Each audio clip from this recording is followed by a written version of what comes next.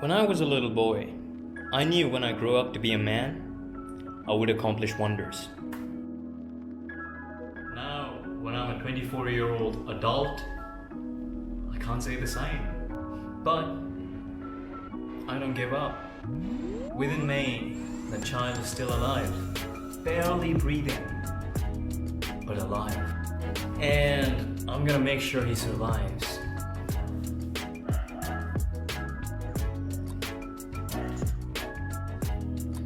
You see, when I was a kid, I had a loving father, a loving family. See that? That's me crying. And a loving mother. They raised me like a prince. And since I was a little boy, I had lived with this sense of alienation within my own society. I could never fit in.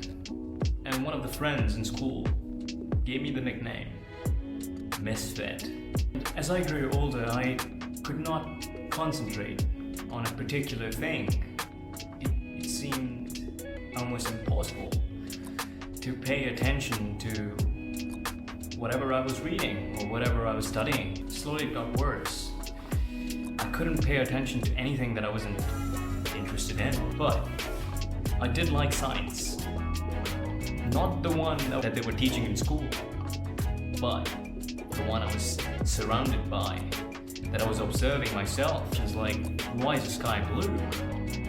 Or questions like, why are the color of leaves green? You know, things like that. That was where my interest lied. And not the formulas and not the equations. I was the hyperactive kid. The cause of fights. My parents would be called every other week to the principal's office for my not so polite activities in school. I had my own world, and there was no barrier to my thinking, to my visions. I had vivid dreams back then, like every other night, and I would do anything to go back, to revisit my past. Anything. But I can't. As my attention span got worse, it was unbearable. I was on the verge of crying when my father said, "If you score 40%, I'd be proud of you." And that was when I hit rock bottom, and I knew I had to prove him wrong. Oh no, seeing that my father and my brother, they said I wasn't good in math, so I'm just not good enough. My mind now was attracted to sports. I won titles. I like to push myself. I wanted to know the capabilities hidden inside me. Or perhaps I was in love with this girl that I used to know. College. Indeed, it was college. When I truly had the chance to face myself. Throughout college, I lived alone, and it changed me forever. For better.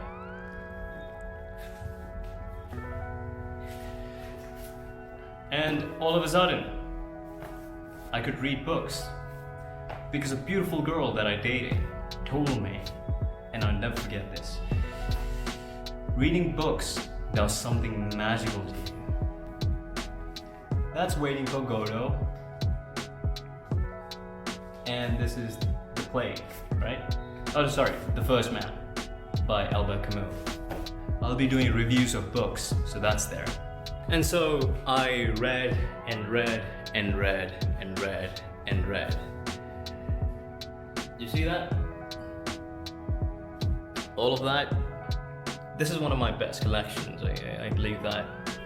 Also, because I was pursuing bachelor's in English honors, so I kind of had to read to pass my exams.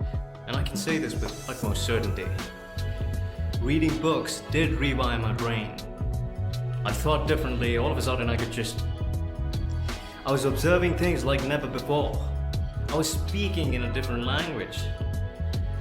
So, read books. Here, my first book, the first book that I read, it was Wuthering Heights. It took me, it was in my syllabus, it was in my first semester. It took me 4 months to finish that book. I was crying, I was telling my girlfriend at the time that I just won't be able to do it, you know. Reading is not something that I'm good at. But she said, just keep on going, and here I am today. So the next day, right after I finished Wuthering Heights, at first I struggled a lot while I was reading, when I was in the first few chapters, but then a pace, you know, kind of an accelerated, constant pace.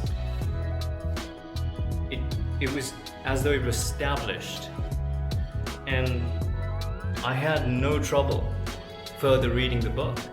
So the next day of finishing Wuthering Heights, I read this book that I read in 2 days. I finished this book in 2 days. This is Pride and Prejudice by Emily Bronte. Sorry, Jane Austen. Emily Bronte wrote Wuthering Heights, so got confused, sorry.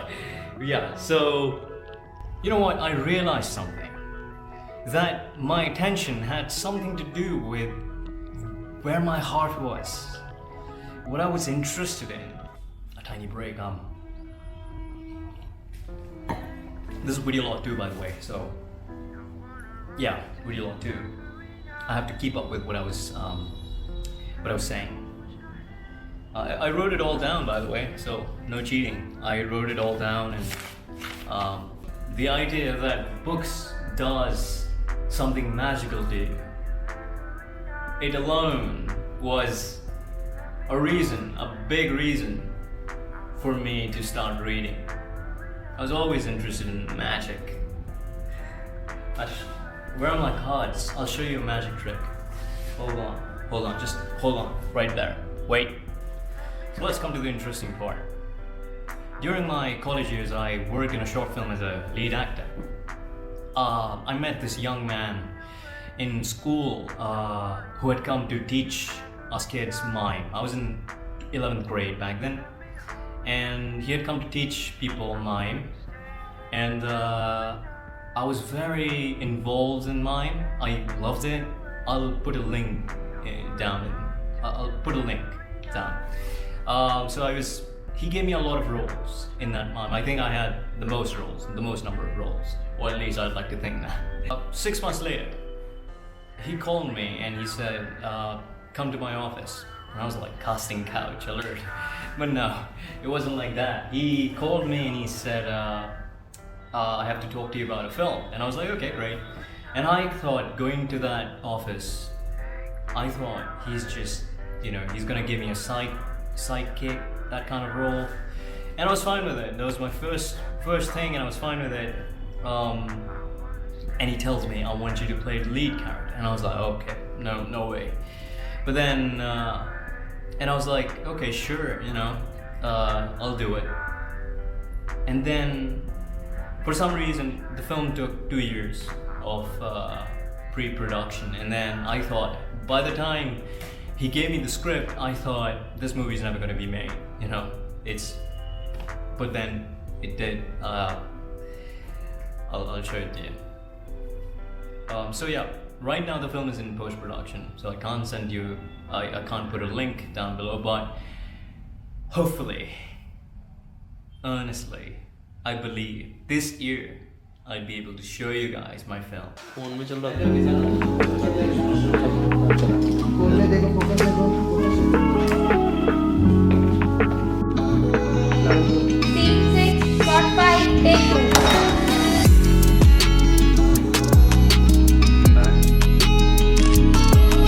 Because I like the process of acting, filmmaking so much, I wanted to risk it all, you know, I wanted to go deep in it.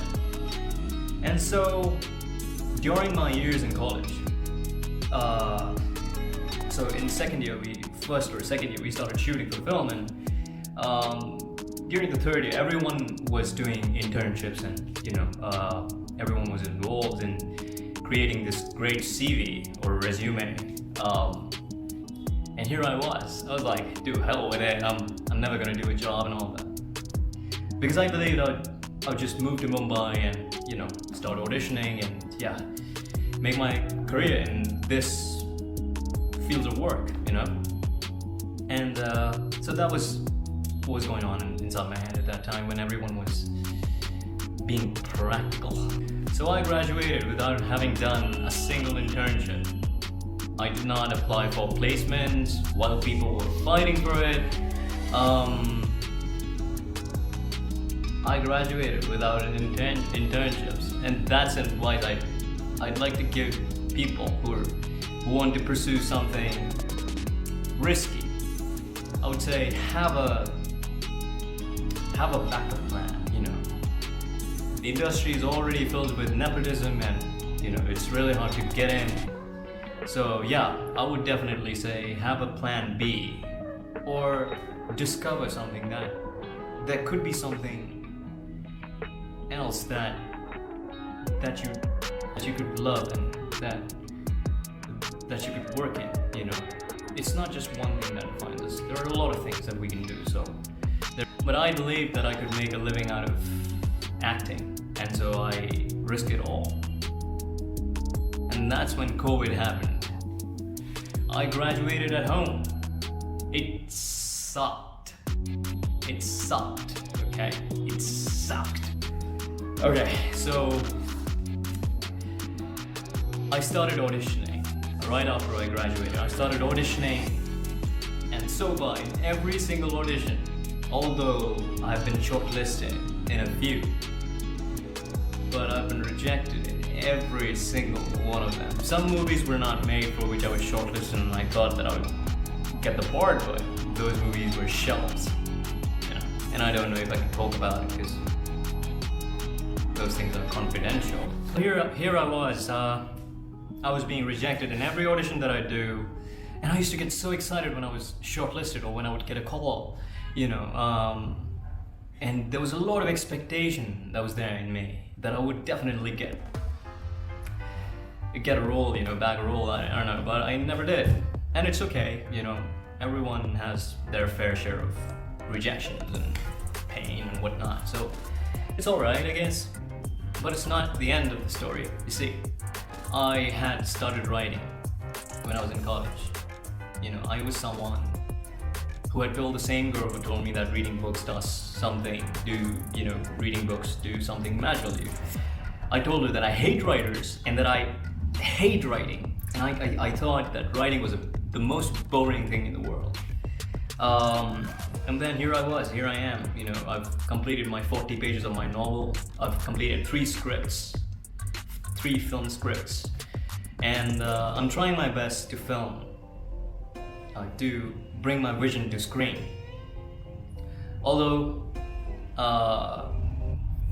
my calls are not being answered by people because I guess they're busy. But it's. But you see, I don't quit. I never quit. And I'm starting my journey in YouTube. I am a filmmaker. I can write, I can direct, I can act. You see, a lot of events happened in my life that helped me to evolve, to go a step further than the boundaries that I had established inside my head. Guys, YouTubers, they put a lot of effort into this, and I respect them. So please, I would say, if not me, but because I'm just starting out and I'm okay with everything that's gonna happen, but do like and subscribe to people, people who you think put effort into their work. Everyone does, but anything that strikes you, just give your support. All you have to do is just like and subscribe. That's it. You don't have to pay them. So yeah, I know as it is. Whatever is going on in my life, it's the trajectory of my life. It makes me believe that I have to create my own world. You know, and that if I have what it takes, nothing can stop me. Nothing. To all the aspiring filmmakers, creators around the world, I would say if you work hard enough, if you put effort into what you do, without procrastinating, without excuses, without rejection, without you being rejected 10,000 times, even though you put in your sweat and blood into it, even then if you're not there wherever you want to be, nobody's gonna come and take you there. It's you. You're gonna help yourself, like I am. I'm helping myself. Nobody's there. Nobody's there to pick me up and say, oh, I'm gonna make you a star. No. My first film's not released yet. 2 years, 3 years it's been, you know. And I don't know if, truly, I don't know if it will anytime soon, but I have decided that I'm gonna make my own films. You know, I'm gonna just start with scratch with anything that I could come up with. This tool, YouTube, is the best way. Because you can make money out of it, you know, there's that. And you can be independent. I wish you all the best.